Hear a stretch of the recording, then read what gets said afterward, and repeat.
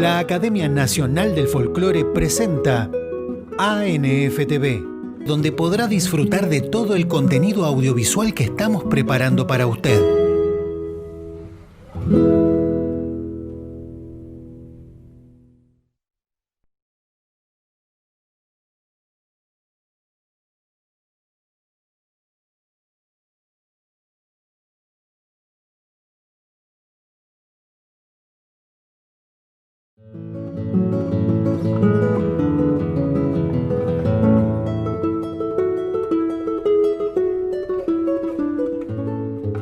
La Academia Nacional del Folclore presenta Diálogos, un ciclo de entrevistas donde referentes de nuestra cultura comparten experiencias y anécdotas.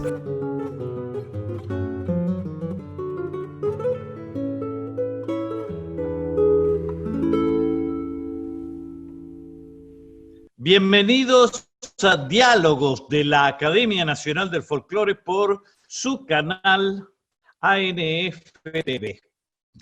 Hoy tengo el placer de dialogar desde La Rioja a Luján, provincia de Buenos Aires, con el profesor Fernando Justo. Fernando, un gusto que estés con nosotros.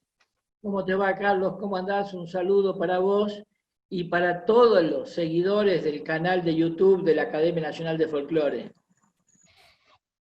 Bien, vamos a hacer un breve recorrido. Hacer un largo recorrido en tu caso sería absolutamente, digamos, prolongarlo en el tiempo de tu vida y obra. La primera parte, vamos a dividir en dos partes esta charla. La primera parte quiero que comiences con tu formación. ¿Cuál es tu formación en el folclore que adoptaste como misión de vida? Bueno, yo muy de niño, viviendo en provincia de Buenos Aires, mi madre me inscribió en el Instituto Vocacional de Arte Infantil, que se llamaba el Labardén, en la Escuela Municipal de Arte de la Capital Federal, donde estudié todas las disciplinas artísticas, dibujo, teatro, música, danzas, etc. Y fui formado ahí por profesores de prestigio como la profesora Jiménez y el profesor Barrientos, que eran hombres de gran preparación para formar niños. Yo era un niño ahí. Mientras hacía la primaria y la secundaria, estudié en el Labardén. Terminando la secundaria, casi por accidente, termino en la Escuela Nacional de Danzas con un grupo de amigos ex compañeros del Labardén a hacer el profesorado de folclore, donde egreso en diciembre del 80 como profesor nacional de danzas nativas y folclore. A pocos días de haber egresado, esto fue supuestamente 20 de diciembre, el 3 de enero ya estaba en La Rioja, porque del 81 tenía una oferta de trabajo para venir a vivir a La Rioja, para dar clases en el Centro Polivalente de Arte, que en ese momento andaba necesitado de profesores con título. Entonces me vine a vivir a La Rioja, esto ya es 39 años, ya van a ser 40, y empecé a trabajar como profesor de danzas folclóricas en el Polivalente de Arte. Y muchos años después, cuando se habilitó el CEU del IUNA, me recibí de licenciado en folclore con mi tesis sobre los cuentos de Pedro Ordimán en La Rioja. Para los que no están muy habituados, Pedro Ordimán es un personaje de la narrativa picaresca del folclore hispanoparlante. Ya desde el siglo X se tienen noticias de Pedro Ordimán, desde el siglo XII se tiene noticia de Pedro Ordimán en el folclore español, y llegó a América, que para los porteños sería una especie de Jaimito, más o menos, ¿viste? No es exactamente Jaimito. Yo recuerdo, déjame que ponga como si supiera, algún comentario menor. Recuerdo que se lo llamaba también Pedro Urdemales.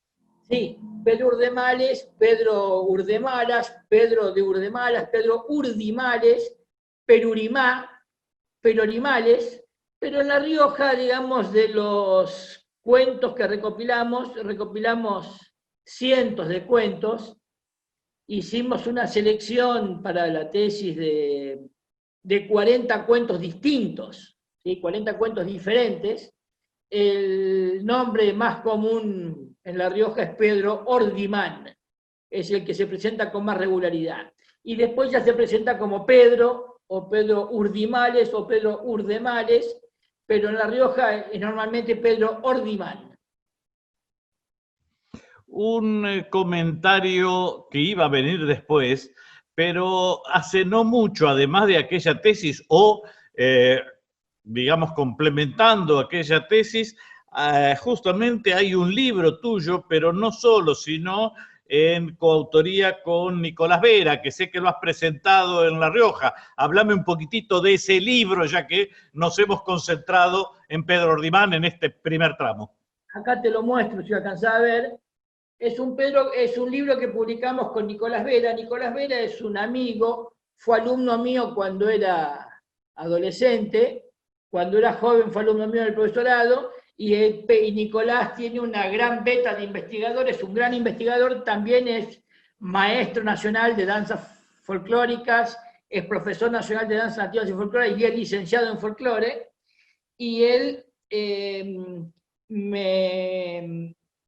colaboramos, trabajamos juntos para escribir este libro, porque él tenía un informante, que era un tío de él, que sabía los cuentos obscenos de Pedro Ordimán, y no quería contárselos a nadie, a mí no me lo quería contar porque le daba vergüenza, entonces se los contó a Nicolás, y Nicolás se los pudo grabar, y nosotros publicamos en este libro que te estoy mostrando en este momento, los cuentos de Pedro Ordimán, y sobre todo la parte de los cuentos obscenos que ningún autor hasta ahora había publicado nunca, porque el folclore obsceno no se publica, parece.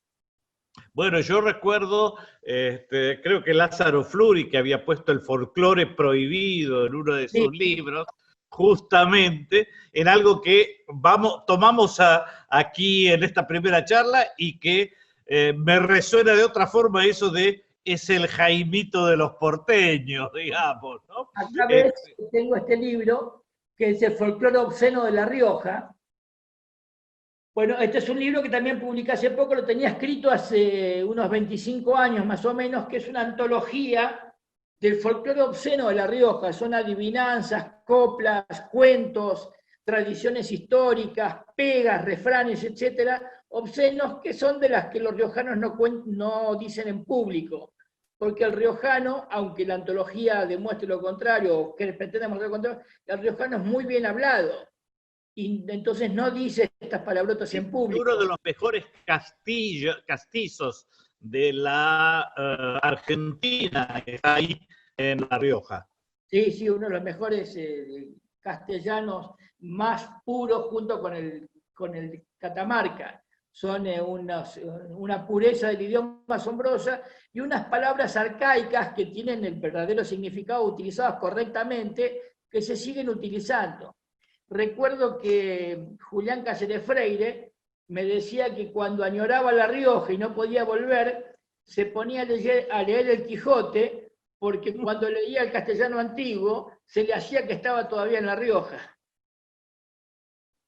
¿Y qué hay de eso? Ahora después vamos a volver al folclore obsceno, y te voy a pedir que nos leas una o dos fragmentos a mitad de camino, como para disputar el vicio sin que llegar a transgredir el horario de protección al menor. ¿Qué hay de eso de que el riojano habla solo en esdrújulas? No, sí, el riojano tiene una tonada muy particular. A mí particularmente me gustan todas las tonadas, ¿sí? Yo escucho que te dicen, qué feo que hablan los tucumanos, qué feo que hablan los cordobeses. A mí las tonadas me fascinan. Acá hay una frase muy común que dicen, los catamarqueños cantan, los tucumanos cantan, los cordobeses cantan, y los riojanos tan natural que hablamos. Muy lindo, muy lindo, muy lindo. Bueno, antes de ir a pedirte el ejemplo de folclore cero, completa tu trayectoria, vamos a llamarle académico-pedagógica. Nos habíamos quedado en que te ibas hacia La Rioja porque, bueno, había trabajo. Bueno, ingresé a trabajar en el Centro Polivalente de Arte de La Rioja, en ese momento era nacional, en el año 81, y me mantuve hasta el año 93, en que fui elegido miembro de Junta de Disciplina, y estuve trabajando en la Junta de Disciplina por casi 15 años. Luego, por una serie de inconvenientes que hubo acá institucionales, vi que era el momento de tratar de retirarme de la tarea en la Junta, y afortunadamente Dios, que siempre me acompañó en todas estas cosas, se creó una escuela, y como venía muy bien ubicado en el listado de orden de mérito, pude asumir la dirección de un colegio secundario. Estuve 6 años en la dirección del colegio secundario, y luego hubo una especie de mano negra. Me concursaron la escuela en 4 meses, en 2 oportunidades, porque parece que no me llevaba bien con el gremio. Entonces me concursaron 2 veces la escuela, hasta la segunda vez yo no podía concursar en la escuela por una cuestión técnica, no por una cuestión pedagógica, sino por un detalle técnico del concurso. Entonces volví al Centro Polivalente a mis horas de cátedra. Bueno, a mí la clase, el aula me encanta, dar clase me encanta, ser profesor de danza me fascina, así que volví chocho de la vida en el 2013 a dar mis clases en el Polivalente de Arte. El azar quiso que se jubilase la directora, y por mi puntaje me correspondía la dirección, así que a los 6 meses estaba nuevamente director de escuela en el Centro Polivalente de Arte, donde me trabajé hasta jubilarme el 16 de marzo de este año, y cuando pensaba, digo, ya me jubilo y me voy a largar a viajar por donde pueda, me agarró la pandemia y desde entonces vivo encerrado. El azar es otra forma de causalidad. La filosofía china, que a mí me encanta bastante, y particularmente uno de sus libros, sobre el cual he escrito bastante, dice que no hay casualidad sino causalidad. Y esencialmente el psicólogo Jung trató de expresarlo con el efecto de sincronicidad, que son 2 eventos aparentemente disociados, que se producen en el mismo momento y le dan un cierto sentido, cobran un cierto sentido. Me da la impresión que lo que comentaste tuviste lleno de esa sincronicidad, tanto sea para irte a La Rioja como para desencontrarte con la faceta político-sindical, como por fin al retornar poder ocupar la dirección, ¿no es cierto? ¿Sabes que muchos riojanos me preguntan que yo, habiéndome criado, yo nací en Mar del Plata, pero me crié en provincia de Buenos Aires y Capital Federal, y dice, ¿cómo se te ocurre venir a La Rioja, un clima tan seco, tanto calor? Y yo les digo que cuando yo era niño y mi padre trabajaba en una empresa automotriz, y en el verano terminaban las clases y nos subía en el auto y salía a recorrer el país a visitar las concesionarias, y decían, vamos a La Rioja. Para mí hablar de La Rioja era como ir al paraíso terrenal, el jardín del Edén. Y imagínate, yo era muy niño, estamos hablando de la década del 60, mi padre tenía en la pared de la casa un cuadro del Chacho Peñalosa, otro de Facundo Quiroga. Entonces estudiábamos en la escuela el tema de los caudillos federales, eran debates en la primaria, era la época de Rimoldi Fraga, que cantaba las canciones sobre la reivindicación de los caudillos federales. Entonces, déjame que te haga otra interrupción. Yo me inscribí en SADAIC, del cual soy todavía miembro, justamente gracias a una canción que le dediqué a Juana Azurduy, que la grabó Roberto Grimaldi Fraga. Era justamente en el libro, en el primer disco que sacó después de Argentino hasta la muerte, o sea que se vendió terriblemente y era la canción número 1 del lado 1. Es la canción que canta Mercedes, obviamente, que es mucho más linda de Ariel Ramírez, pero vos sabés que esa polémica y debate historiográfico yo terminé, en definitiva, siendo magíster en historia, además de mi profesión para comer, que es la ingeniería, digamos, y empezó en lo exterior, no en lo interior, justamente con Grimaldi Fraga, así que es muy cercano a mi corazón todo este periodo que estás hablando. Imagínate, para mí, cuando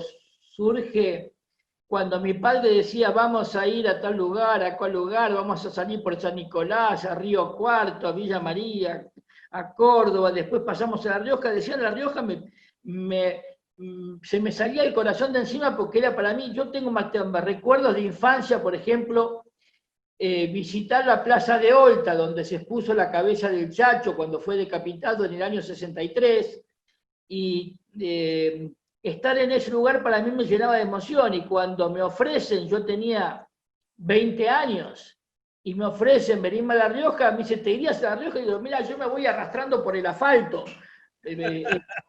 Me iría de cualquier modo, voy a La Rioja, y venir acá, y yo me siento, después de 40 años, obviamente me siento un riojano más, y si alguien me dijese, callate, extranjero, forastero, me sentiría ofendido, porque dado los 40 años más productivos de mi vida, he transpirado la camiseta por La Rioja, y he dado 4 hijos a La Rioja, y he hecho por La Rioja lo que tal vez no hubiera hecho por ningún otro lugar. Bien, antes de entrar en la primera pausa, y habiendo recorrido cómo llegaste a La Rioja y cómo amás La Rioja, cómo te sentís parte de esa tierra colorada y bella, yo quisiera recordar, si mi información es correcta, que tu primer libro fue sobre adivinanzas folclóricas. Contanos un poco, porque eso, que es casi el folclore infantil, pero que no lo era tanto originalmente, no es usualmente tratado, o por lo menos en los últimos años.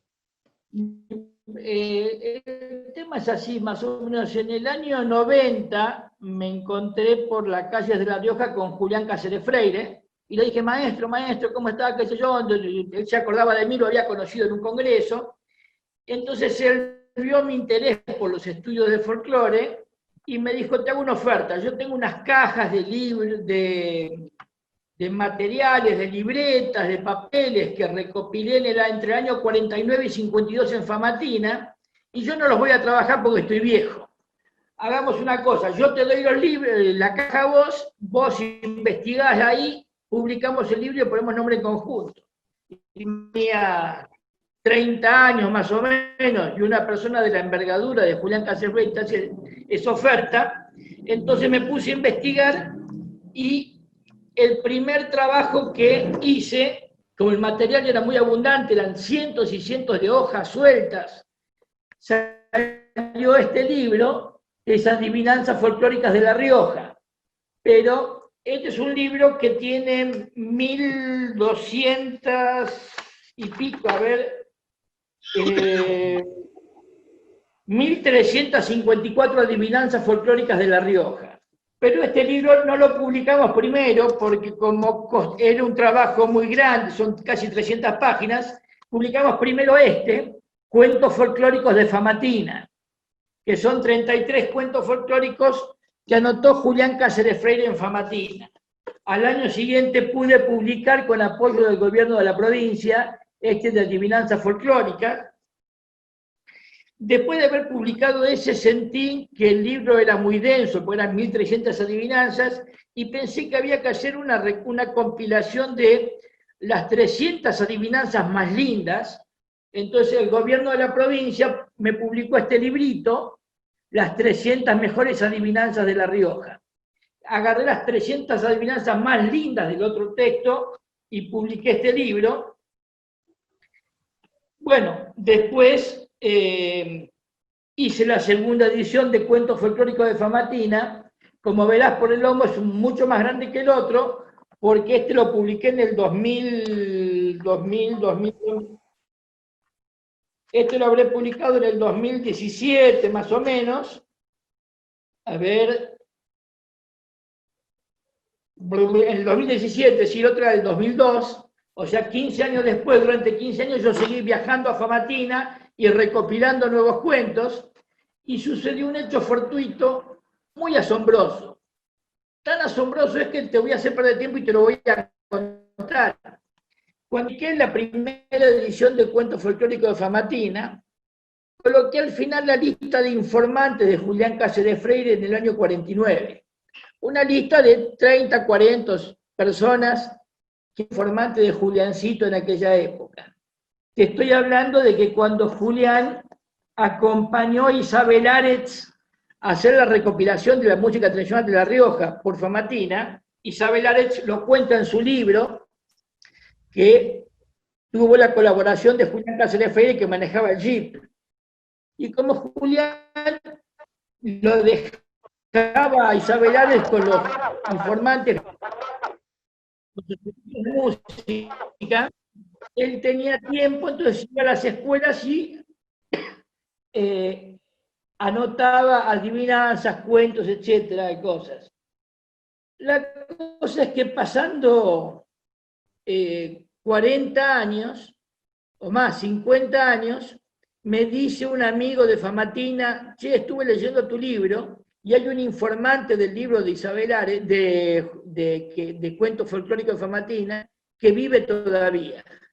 Y digo, no te puedo creer. Sí, don Napoleón Gaetán vive todavía. Entonces digo, bueno, concertamos una entrevista con él, una reunión con él, y yo viajo para allá.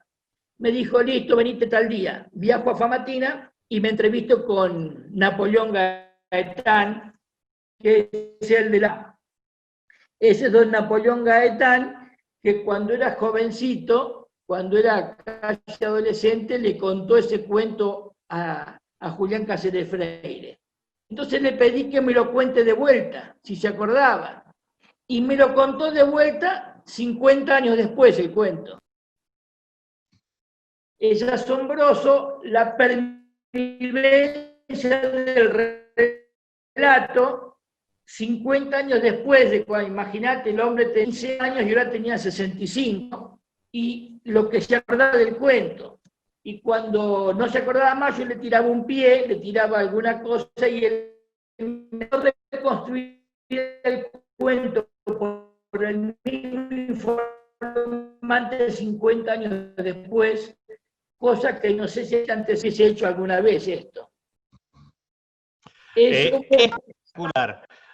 Déjame que hagamos, porque este es un excelente momento, una pausa y volvemos con la segunda parte del diálogo con el profesor Fernando Justo de La Rioja en ANFTV. La Academia Nacional del Folclore presenta ANFTV, donde podrá disfrutar de todo el contenido audiovisual que estamos preparando para usted.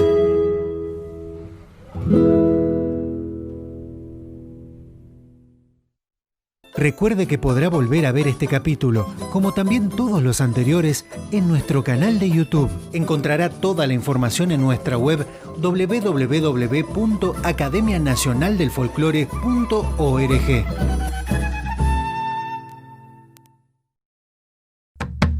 Quédate en casa.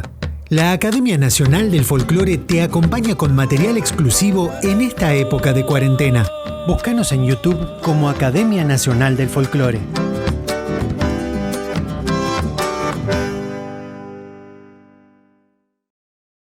Bienvenidos a la segunda parte de este diálogo con el profesor Fernando Justo de ANFTV, esta forma de salir en tiempos de aislamiento preventivo social obligatorio para compartir vidas y experiencias con los protagonistas del folclore en todas sus dimensiones, en este caso, la investigación. Fernando, además de las adivinanzas folclóricas que nos has contado, de tus inicios con Pedro Urdimán, me interesaría brevemente que nos cuentes algo sobre el origen del Puyay, el gato riojano, pero esto apenas como una introducción a tu polémica del fin, digamos, del fin del año pasado o inicios de esta, sobre esa resignificación que en tu lugar querían hacer de la chaya. Contanos eso antes de pasar a tu último trabajo. Bueno, el tema del Puyay es una investigación que también tiene una pequeña historia personal detrás de esto. Estaba en una época que desearía olvidar en mi vida, solo en un departamento, sin radio, sin televisión, sin grabador, sin cómo escuchar música, acompañado con algunos de mis pocos libros que tenía porque había podido recuperar. Entonces iba a trabajar, volvía a mediodía, almorzaba y me sentaba en un sillón a leer todo el día hasta la noche. O sea, tipo 3 de la tarde me sentaba en un sillón y terminaba de leer el libro, todo un libro de corrido hasta la noche. Y se me iban acabando los libros hasta que di con un libro que tenía como hacía 25 años que no lo había leído nunca, lo tenía en mi biblioteca, que era el de Jovellanos, sobre las disposiciones para la policía en las fiestas públicas de España. Entonces me pongo a leer ese libro y encuentro un detalle, una descripción de cómo se hacían las fiestas públicas en España en la antigüedad, y que el rey Alfonso el Sabio había prohibido a los sacerdotes hacer de zagarrones. Entonces busco en un diccionario qué eran los zagarrones y me doy con que eran unos personajes que salían mal entallados, mal vestidos, mal entrazados, haciéndose los borrachos caminando por las calles. Entonces me vino a la idea que era una especie del Puyay, ese personaje que hay en el carnaval riojano, que es un muñeco que está sentado, todo manchado, mal vestido, etc. Entonces empecé a bucear sobre este tema. Vos sabés cómo son las investigaciones. Vos empezás a investigar por un lado y la investigación te lleva para otro, indefectiblemente. Y buscando, investigando, leyendo y leyendo, llegué a dar con dos teorías acerca del origen del Puyay. La teoría que inicia Adán Quiroga sobre que el Puyay es un dios diaguita del carnaval, y lo que surgió de mi investigación es que ya en la España anterior a la conquista española ya sé que hacían muñecos y se quemaban muñecos para los carnavales. Digamos, el momento más importante de mi investigación llega cuando leo en el libro La doncella manca o La manequín, que es un libro escrito por Philippe du Remy en el siglo XIII, o sea, antes del descubrimiento de América. En esa novela, que fue perdida y hallada en el siglo XIX y recién publicada, cuentan que para el inicio de la cuaresma cristiana se quemaban muñecos. Entonces ya estamos encontrando que la quema de muñecos para finalizar los carnavales ya existía en Europa. Y después di con otro libro emblemático de los estudios de folclore americano, que es Cultura y Conquista de George Foster. George Foster analiza el tema de los muñecos que representan el carnaval en la península ibérica, y en cada provincia española o en cada nación española o en cada nación, en Cataluña, Barcelona, etcétera, reciben nombres distintos. Y después, leyendo el mítico libro La rama dorada de Fraser, también encontramos que al finalizar el carnaval rompen y queman muñecos. La cosa es que llego a la conclusión con mi investigación sobre el Puyay, investigación obviamente que generó mucha polémica y que mucha gente me retiró el saludo después de esta investigación, porque es mucho más romántico que el Puyay sea una divinidad indígena a que sea una transculturación europea. Pero Eric Baumann, el arqueólogo europeo, cuando presencia la quema del Puyay, él dice es una transculturación europea. Él era europeo y lo había visto en Europa esto. Y después, toda la bibliografía que encontramos del folclore europeo, vemos que al finalizar el carnaval queman muñecos. El tema es que acá, en Sudamérica, adquiere el nombre indígena Puyay. Y yo solamente lo que encontraba de indígena era el nombre, Puyay.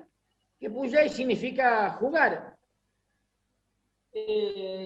Tuve que volúmenes de la nueva crónica y buen gobierno de Guamán Poma de Ayala, y en ningún momento encuentro de una divinidad del carnaval o de una divinidad, etcétera, parecida para... el trabajo no es por presumir, pero es un trabajo serio, está hecho con una buena bibliografía, con una bibliografía clásica, y por el contrario, todo el mundo que leo que ha investigado sobre el tema del Puyay y concluye que es una divinidad indígena, no consulta ni bibliografías clásicas. Te digo que Pascual Melchor de Jovellanos es un autor clásico, La rama dorada es un autor clásico, el de Fraser. Perfectamente podría haberse consultado esos trabajos y no los han consultado. Más aún, algunos autores dicen solamente 2 autores se han referido a este tema y yo consigo 10 autores que se han referido al tema anteriores a eso. O sea que hubo una limitación en la bibliografía. Entonces concluyo que el Puyay es una transculturación europea que en América tomó un nombre indígena. Cosa que muchos autores ya habían previsto que muchas costumbres folclóricas europeas en América cambiaban de nombre. Cuando imprimí en la computadora varias pruebas de mi investigación y se las di a diversos investigadores para que lo lean, vean el avance, uno de ellos, un investigador riojano, Jorge Ponce, me dijo, yo te voy a contar una cosa, dice. En el año 74, cuando trabajaba en el Gabinete de Investigaciones Folclóricas, me cuenta este Jorge Ponce, don José Oyola, el padre de la chaya, le dijo, voy a escribir una leyenda sobre la chaya. Y escribió una leyenda, y la leyenda después fue cambiada por otros escritores, y durante 20 años, después se publicó un libro con esa leyenda de la chaya, ¿sí?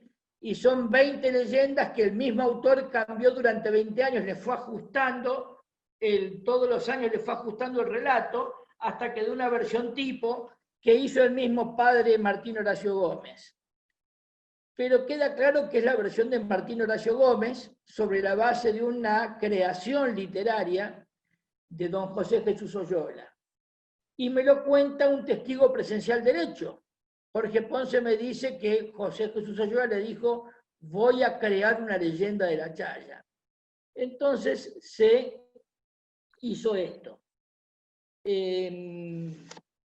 leyenda es muy hermosa. Fernando, déjame que vaya redondeando para que esto pueda tener una buena dimensión. Veo que tenés ganas de convertirte en enemigo público de más de una persona. Un segundo ejemplo de esto mismo, que podemos en tu carta abierta a ese proyecto de resignificación de la chaya. ¿Podés contarnos un poquitito? Así después pasamos a algo todavía más polémico, que es tu último trabajo que vamos a publicar en el Pregón Criollo? Bueno, la leyenda esta de la chaya, que escribiera José Jesús Oyola y que remodelara durante 20 años el padre Martín Horacio Gómez, es muy hermosa y el pueblo la adoptó. El pueblo la recibió y la narra y la cuenta y se la cuenta a sus hijos y se enseña en la escuela, hasta que este año pasado, este mismo año, ¿sí? Unos funcionarios decidieron que la leyenda no tenía perspectiva de género. Entonces había que cambiarla. Entonces la leyenda no era que la niña de amor por Puyay se iba al cerro y se convertía en nube y volvía todos los febreros con la lluvia a mojar, porque la palabra chaya supuestamente significa rocío o agua rociada o asperjar, etc. Entonces decidieron que la niña en realidad se había inmolado para salvar a su pueblo, para que haya lluvias, para darle perspectiva de género. La niña era una salvadora de su pueblo. Sucede que, bueno, yo saqué una carta abierta diciendo que lo que está haciendo el Estado es interferir en la cultura popular, que eso es cultura oficial, que eso no es cultura popular, que lo que están haciendo es adulterar una tradición que la gente a pie juntillas cree y que el Estado no le está permitido hacer esto. Pero lo más paradójico es que a los pocos días veo por televisión una película norteamericana y veo que en la película hay un padre que le cuenta a su hijo una leyenda norteamericana de una niña que se sacrifica, una india, que se sacrifica por su pueblo. O sea que la leyenda no tenía perspectiva de género, sino perspectiva de Hollywood. Le habían querido hacer que se parezca a una película norteamericana. Digamos, la verdad es que cuando el Estado, los funcionarios, los intelectuales a veces quieren moldear lo que debe ser y no lo que es, traen grandes problemas. Yo quisiera redondear esta charla, que da para mucho más, pero no solamente agradeciéndote, sino habiendo recibido para publicar en el Pregón Criollo, que saldrá o en el de octubre o en el de noviembre, en estas épocas de pandemia estamos ahí organizándolo medio raro, un tema todavía aún más conflictivo como te va a ser. Contanos, dentro de ese folclore prohibido, de esos folclore obsceno, de esos folclore impolíticos, tu trabajo ahora sobre el incesto en el folclore riojano.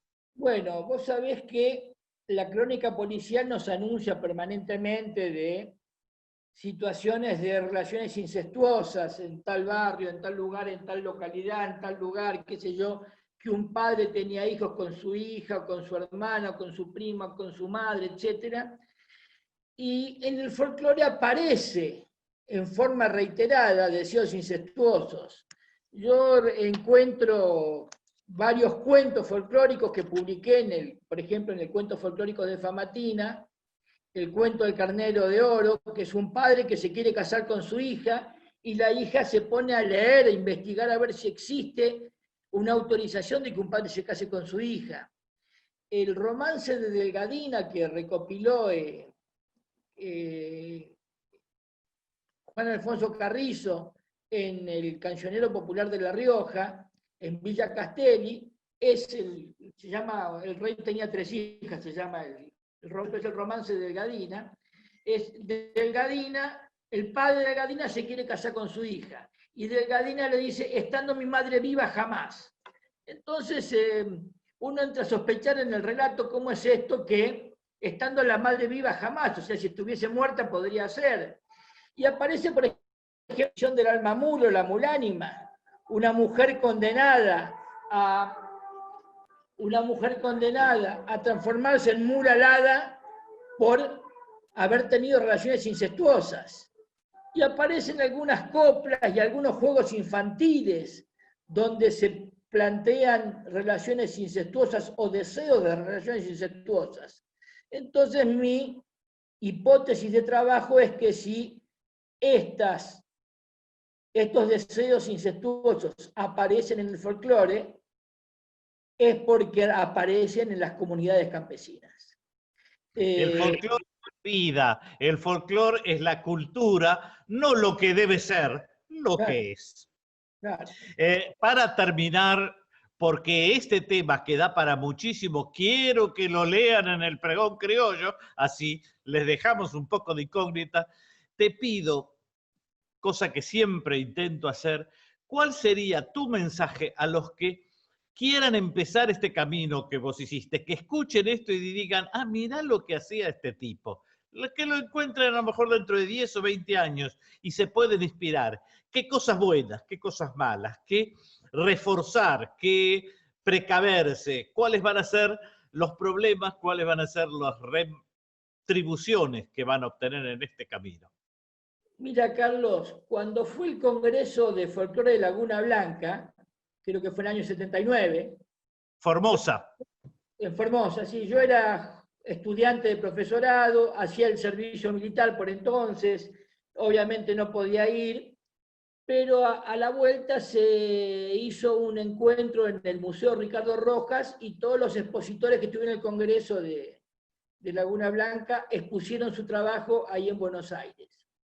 Y había un investigador que dijo, año 79, pensar folclore a estas alturas del siglo XX es un espejismo. Y yo le dije, disculpe, entonces, ¿para qué está usted acá? Y me dice, porque me interesa como hecho histórico. Unos meses antes de que muera doña Isabel Aretz, estuve por la casa de ella. Y le había llevado mis libros para que quería que me los firme, quería hablar con ella. Yo la había conocido cuando vino por La Rioja a dar una conferencia. Y me preguntó casi con dolor, me hizo, ¿es cierto que todo lo que yo recopilé en La Rioja está todo muerto? ¿Que no se cantan más vidalas? Digo, no, señora, digo, en La Rioja hay vidaleros, la gente canta vidalas, cuando llega el carnaval sacan las cajas, se suben a los burros y están cantando vidalas. Y yo, ay, se no sabe la alegría que me das. Yo le quiero decir a todos aquellos que quieran dedicarse a la investigación que el folclore no ha muerto, que hay manifestaciones folclóricas arcaicas, no tan arcaicas y nuevas que están presentes en la cultura popular, que se puede investigar, que hay muchas formas y facetas de investigar la cultura popular. Mi gran amigo Nicolás Vera, con quien escribimos juntos y publicamos los cuentos de Pedro Rimán hace unos meses, escribió un libro sobre que es su tesis, sobre los asustos, sobre cuentos de aparecidos en las oficinas públicas. Hay montones de temas para investigar que están presentes. Te pongo uno pequeñito, cortito para terminar. En épocas de pandemia, me llega una cadena, el Papa manda a colocar un pañuelo blanco en la puerta para que no entre el virus. Esto es como en el libro del Éxodo, cuando a Moisés lo mandan a pintar con sangre de carnero los dinteles de las puertas para que no entre el exterminador a matar a los primogénitos. Bueno, claro. En Cuadra, en mi calle, hay montones de casas que tienen pañuelos blancos atados en la puerta. Hablo con mis amigos y le digo, che, ¿vos viste algunas casas con pañuelos blancos? Sí, en mi cuadra está lleno de pañuelos blancos atados en la puerta. Y dice, no sé qué es. Es una cadena que algún fulano X mandó, que es mentira, que el Papa no dijo nada. Pero la gente colocó pañuelos blancos. Yo le mandé hace poco a Susana Colatarsi unas 10 fotos más o menos de casas que habían puesto en la puerta de su casa un pañuelo blanco. Hay montones de temas para investigar. Hay montones de temas que no están investigados y que requieren de investigadores de folclore que se pongan a trabajar para que conozcamos profundamente la cultura popular argentina. La frase es muy remanida, la frase es muy escuchada, pero no por eso menos cierta. No se ama lo que no se conoce. Amo a mi pueblo, como dijo Juan Alfonso Carrizo, cuando se encontró con Atahualpa Yupanqui en el Valle del Bermejo. Le dijo, vio maestro, qué lindos que son estos paisajes, y Juan Alfonso Carrizo, a mí no me interesan los paisajes, me interesa el hombre. Y eso le cambió la cabeza a Atahualpa Yupanqui, y ahí decidió dedicarse a estudiar al hombre. Yo amo al pueblo argentino, amo a la gente, obviamente me gustan también los paisajes, pero no me gusta el paisaje, me gusta la gente que está dentro del paisaje. Y eso es lo que tenemos que analizar, que estudiar. Y para amar a esa gente hay que conocerla. Entonces, hay un montón de material disponible para estudiar que no se está estudiando y que tenemos un montón de investigadores que pueden salir a buscar ese material para seguir investigando la cultura del pueblo argentino. Todos los que te han escuchado entienden ahora por qué estas palabras con las cuales voy a cerrar. Es un orgullo y un honor haber dialogado con vos en ANFTV. Gracias, Fernando. Gracias, Carlos. Gracias, Academia Nacional de Folclore. Recuerde que podrá volver a ver este capítulo, como también todos los anteriores, en nuestro canal de YouTube. Encontrará toda la información en nuestra web www.academianacionaldelfolclore.org.